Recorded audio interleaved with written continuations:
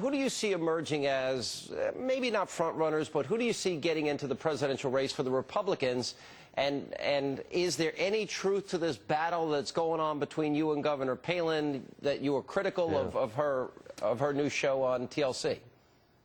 Yeah, well, first of all, there are 11 names being mentioned. I'm going to try and do them in alphabetical order, so I show I'm not leaning to anybody. I'm just going by the alphabet. No bias.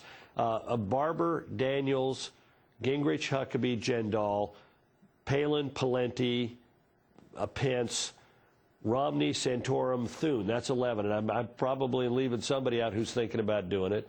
Bill O'Reilly. I left him out, but we've got a lot of candidates who are out there thinking about this. Excuse me, got a cold, but it strikes me that there is no front runner. In fact, we had a poll this week in which we had essentially 4 candidates bunched together with nobody getting more than 19%. And I think that's because the Republican predisposition, genetic predisposition to picking a front runner each contest is not there this time around. And that's why I'm hardened, because I think it will benefit us to have a good race. Now, as to Governor Palin, look, I did raise a question as to whether or not doing the show on TLC was the best use of her time, whether it made her look presidential or gave her a chance to go out and campaign for as many people as she could this year. But guess what? I'm a commentator, and I'm sorry that if she took offense at it. I hope every candidate has a tougher skin than to be upset by something that I might say about him.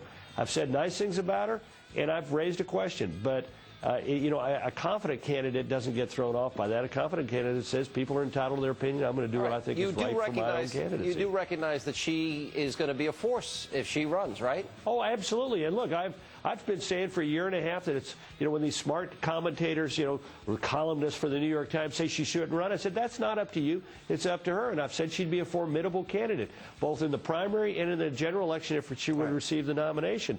But you know what? I'm a little bit frankly surprised that one comment about whether or not it was a good thing to do this that drew such a response from some of her supporters.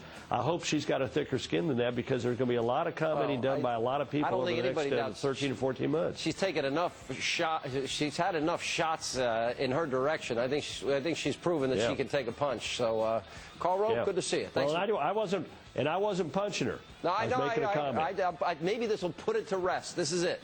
Karl, good to see you. There we go. All right, and there's plenty more Hannity coming up.